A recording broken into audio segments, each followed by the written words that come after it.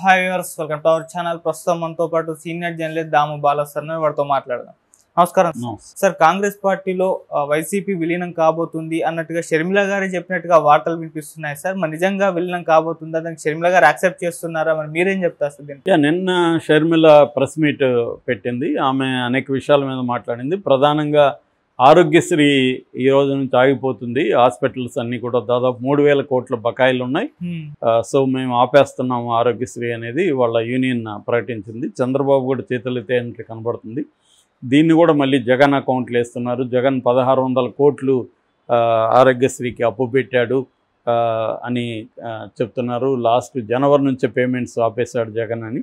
అది అందులో వాస్తవం కూడా ఉంది. లాస్ట్ జగన్ ఉన్నప్పుడు కూడా ఆరోగ్యశ్రీ 2-3 సార్లు వాళ్ళు ఆపేశారు, పేమెంట్లు ఇవ్వలేదని. అవన్నీ జరిగాయి. అయితే ఓవరాల్గా తీసుకున్నప్పుడు జగన్ ఉన్న 4.5 ఏళ్లలో లాస్ట్లో అది వదిలేస్తే 4.5 ఏళ్లలో ఆరోగ్యశ్రీ అనేది చాలా ఉపయోగపడింది జనాలకి. ఎందుకంటే అంతకుముందున్న 5 లక్షల నుంచి 25 లక్షలు చేయడం, దాదాపు 3,000 రకాల జబ్బుల్ని దాంట్లో యాడ్ చేయడం, కరోనాను కూడా దేశంలో ఫస్ట్ టైం ఆరోగ్యశ్రీలో యాడ్ చేయడం, ఇవన్నీ బాగా హెల్ప్ అయినాయి. కొంత బకాయిల మాట వాస్తవం. బకాయిలు అనేవి ప్రతి గవర్నమెంటు పెడుతుంది. అంతకుముందు వైఎస్ఆర్ ఉన్నప్పుడు కూడా కాలేజీలకు బకాయిలు ఉండేవి, ఫీజు రీయింబర్స్మెంట్లో ఆరోగ్యశ్రీకి బకాయిలు ఉండేవి. ఇవన్నీ జరుగుతుంటాయి. వాళ్ళు కూడా ఎందుకు బకాయిలు ఉన్నా కూడా ఎందుకు చేస్తుంటారంటే ఈ డబ్బు ఎక్కడికి పోదలే, ఎప్పుడో ఒకసారి వస్తుంది, మనకి ఇంత బల్క్గా డబ్బులు వస్తాయి కదా అని. ఆరోగ్యశ్రీ వల్ల ప్రజలకు ఎంత ఉపయోగం అంతకు రెట్టింపుగా కార్పొరేట్ హాస్పిటల్కి ఉపయోగం జరిగింది. అట్లాగే ఫీజు రీయింబర్స్మెంట్ వల్ల బీసీలు కావచ్చు, మిగతా సెక్షన్స్ ఎంత లబ్ధి పొందారో ప్రైవేట్ కాలేజీలు కూడా అంతే లబ్ధి పొందాయి. కాకపోతే వాళ్ళకి ఇమీడియట్గా డబ్బులు వెళ్ళవు. కొంత లాబింగ్ చేసుకోవాలి, కొంత ప్రెజర్ చేయాలి, మెల్లగా డబ్బులు వస్తాయి. ఇది మామూలుగా ఉండేదే. చంద్రబాబు పోయేటప్పుడు కూడా, చంద్రబాబు 2019లో దిగిపోయేటప్పుడు కూడా 700 కోట్ల ఆరోగ్యశ్రీ బకాయిలు ఉన్నాయని చెప్తున్నారు. కాబట్టి జగన్ కూడా బకాయిలు ఉండడం వాస్తవమే. కాబట్టి జగన్ మీద తోసేసి ఆపేయడం అయితే కరెక్ట్ కాదు. దీన్ని నేను అనుకోవడం చంద్రబాబు కూడా కంటిన్యూ చేస్తాడని అనుకుంటున్నా. ఎందుకంటే ఆయనకు కూడా మంచి పేరు వస్తుంది. విద్య, వైద్యం ఈ 2 రంగాల్లో చేయాలి. కాకపోతే చంద్రబాబు టాక్టిక్స్ వేరేగా ఉంటాయి. చంద్రబాబు అంతా ప్రైవేటైజేషన్ మీద మొగ్గు చూపుతాడు. ఈ మధ్య గుజరాత్ మోడల్ని తీసుకొచ్చి అన్నిటినీ హాస్పిటల్ అంతా పీపీఈ అంటున్నాడు. పీపీఈ అంటే ప్రైవేట్ పబ్లిక్ మోడల్ అనమాట అది. సో ఈ మోడల్ని ఇప్పుడు ఆయన అడాప్ట్ చేస్తున్నాడు. ఈవెన్ రోడ్లు వేయడం, రూరల్ రోడ్లు కూడా పీపీఈ మెథడ్లో వేసి టోల్ పెట్టేస్తున్నారు. ఇది ఫైనల్గా అంతిమంగా ప్రజల మీద భారం అయితే గ్యారంటీగా పడుతుంది. సో రేపొద్దున గవర్నమెంట్ హాస్పిటల్ అనే కాన్సెప్టే లేకపోతే మామూలు పేదలు ఎక్కడికి వెళ్ళాలి? సో ఇది ఇబ్బంది. కాకపోతే దీన్ని మీద ఆమె మాట్లాడింది, గట్టిగానే చంద్రబాబును నిలదీసింది. At the same time Jagan మీద ఎప్పట్లాగే ఆమెకి జగన్ ఎక్కడ సందు దొరికినా ఆమె జగన్ని తీవ్రంగా విమర్శించకుండా ఉండదు. సో చాలా తీవ్రంగా జగన్ విమర్శించింది. జగన్ మళ్ళీ అధికారంలోకి రాడని ఒక శాపనార్థం కూడా పెట్టింది జగన్ మీద. ఇంకా జీవితంలో అతనికి అధికారం రాదని శాపనార్థం పెట్టింది. అట్లాగే జగన్ గతంలో సర్వనాశనం చేశాడు రాష్ట్రాన్ని, మళ్ళీ ఆమె పాత పాట పాడింది. సో చంద్రబాబును కూడా విమర్శించాలి కాబట్టి విమర్శించినట్టుగా ఉంది. కానీ ఆమె ఫోకస్ అంతా జగన్ మోతుంది. ఈ కాంటెక్స్లో ఇప్పుడు జగన్ ఇండియా కూటమిలోకి వెళ్తాడా అనేది వీళ్ళు అడిగినప్పుడు పిల్ల కాలువలన్నీ కాంగ్రెస్లో కలవాలి, కాంగ్రెస్ ఒక సముద్రం అని ఆమె చెప్పింది. నిజానికి ఆమె కాంగ్రెస్ వాది కాదు. మొన్ననే కాంగ్రెస్లో చేరింది. ఆమె ఏమీ కాంగ్రెస్ వాది కాదు. కాంగ్రెస్ పాలిటిక్స్ ఆమెకి ఏమీ ఇంకా వంటపట్ల. ఇంకా ఆమె తాను ఒక రీజనల్ పార్టీ లీడర్గానే బిహేవ్ చేస్తుంది. ఎందుకంటే ఒక టీం వర్క్లో పనిచేయడం అనేది ఆమెకు అలవాట్లేదు. అదొకటి. రెండోది, కాంగ్రెస్ మహాసముద్రం అనే దాంట్లో అది కంప్లీట్గా ఫేక్. అది ఆంధ్రప్రదేశ్లో కాంగ్రెస్ మహాసముద్రం కాదు, అదే పిల్ల కలువ. వైసీపీ 40% ఓట్లు వచ్చిన వైసీపీ ఎక్కడ, 2% వచ్చిన కాంగ్రెస్ ఎక్కడ? ఏది కాలువ, ఏది సముద్రం? ఎవరైనా చెప్పితే కన్విన్సింగ్ ఉండాలి కదా, నమ్మేట్టుగా ఉండాలి కదా. ఏదో మన క్షణంలో వాడు పరేష్ రావుల డైలాగ్, నేనేమన్నా పువ్వు ఏమన్నా పెట్టుకున్నానా చెవులు అని. అలాగే మనమంతా ఏమన్నా పూలు పెట్టుకున్నామా? ఆమె చెప్తే కాంగ్రెస్ సముద్రం, ఇది పిల్ల కాలువ అంటే అది సముద్రం. తెలుగుదేశం సముద్రం, వైసీపీ సముద్రం, కాంగ్రెస్ పిల్ల కాలువ. సో దాన్ని రివర్స్లో చెప్తుంది ఆమె. అది కామెడీకి బాగానే ఉండొచ్చు కానీ మీమ్స్ కూడా వేయట్లేదు ఆమె మీద ఈ మధ్య. మీరు గమనిస్తే అంటే మీమ్స్ వాళ్ళు కూడా పట్టించుకోవట్లేదు ఆమెను. మీమ్స్ పట్టించుకోవాలన్నా ఇక్కడంటే పట్టించుకునేవాళ్ళు. పాదాల మీద నడిచేది పాదయాత్ర ఇలాంటివేవో ఆమె చెప్పింది కదా, అక్కడ అవి కూడా పట్టించుకోలేదంటే అర్థమేమి? దానికి కూడా ఆమె యూజ్గా లేదు, పనికి రావట్లేదు.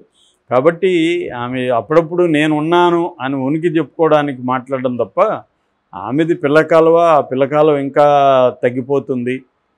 అంతకుముందు 1% ఉంటే దాన్ని 2%కి ఆమె తీసుకురాగలిగింది. అంత తప్ప ఆమె చేయగలిగేది ఏం లేదు. ఇంకా రాను రాను తగ్గిపోతుంది. ఎందుకంటే కాంగ్రెస్లో ఈమె వచ్చిన తర్వాత కొత్తగా వేరే పార్టీల నుంచి వచ్చిన లీడర్స్ లేరు, కాంగ్రెస్లో ఉండి యాక్టివేట్ అయిన వాళ్ళు లేరు.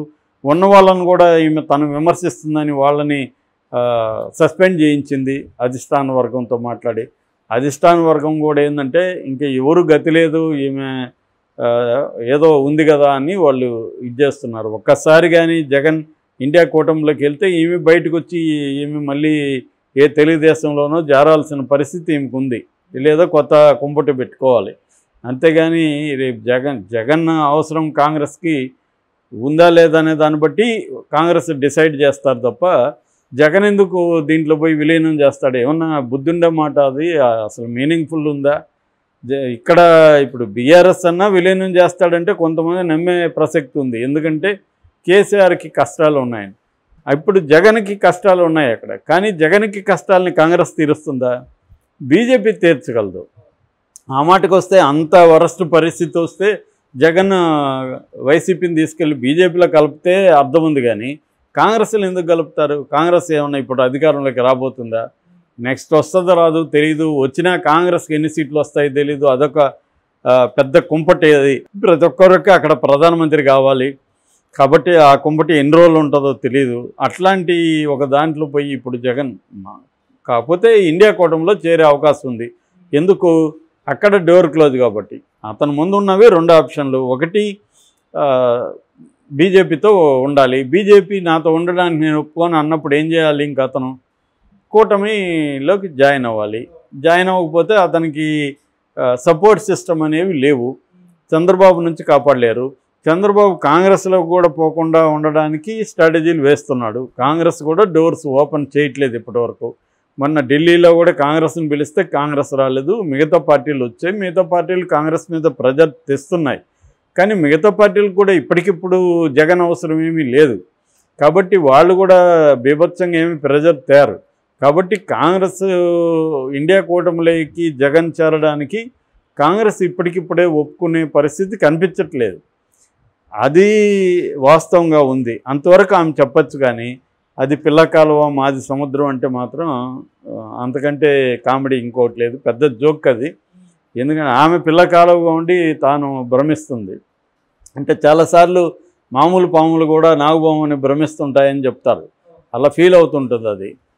కానీ ఫైనల్గా ఎంతసేపీలైనా రియాలిటీలోకి రావాల్సిందే ఎప్పుడు. సో షర్మిల అలాగా మాట్లాడుతుంటుంది. దాన్ని సీరియస్గా ఎవరు తీసుకోరు. ఆమె ఈ కాంగ్రెస్ అనేది ఖచ్చితంగా కాంగ్రెస్లో జగన్ విలీనం చేయడానికి మనకి ఎప్పుడైనా కూడా విలీనం అంటే దానికి ఒక అవసరం, వ్యవహారం ఉండాలి. ఎందుకు విలీనం చేస్తారు? ఒక పార్టీ ఇంకొక పార్టీలో కలిసిపోవాలంటే ఈమె కలిపింది అలాగా. ఈమె తీసుకెళ్ళి తన వైఎస్ఆర్టీపీ పార్టీని తీసుకెళ్ళి కాంగ్రెస్లో కలిపింది. అది కూడా ఎవరికి ఇష్టం లేదు. ఇక్కడ వాళ్ళందరూ బయట వచ్చారు. ఈమె సింగిల్ ఉమెన్ పార్టీ, అది సింగిల్ పర్సన్ పార్టీ లాగా నడిపింది. ఇప్పుడు కూడా అలాగే కాంగ్రెస్ని నడపడానికి ట్రై చేస్తుంది. వాళ్ళు అధిష్టానం గమనిస్తున్నారు. ఆ యాంగిల్లో ఆమెకే దిక్కు లేదు. ఆమె వేరే వాళ్ళ పాలిటిక్స్, వేరే వాళ్ళ భవిష్యత్తు గురించి ఆమె చెప్తుంది. ఆమెకు భవిష్యత్తు లేదు అక్కడ ఆంధ్రప్రదేశ్లో. జగన్కి భవిష్యత్తు ఖచ్చితంగా ఉంటుంది. అతను కనీసం ఒక స్ట్రాంగ్ ప్రతిపక్ష నాయకుడిగా ఉంటాడుగా. నీకు అది లేదు కదా.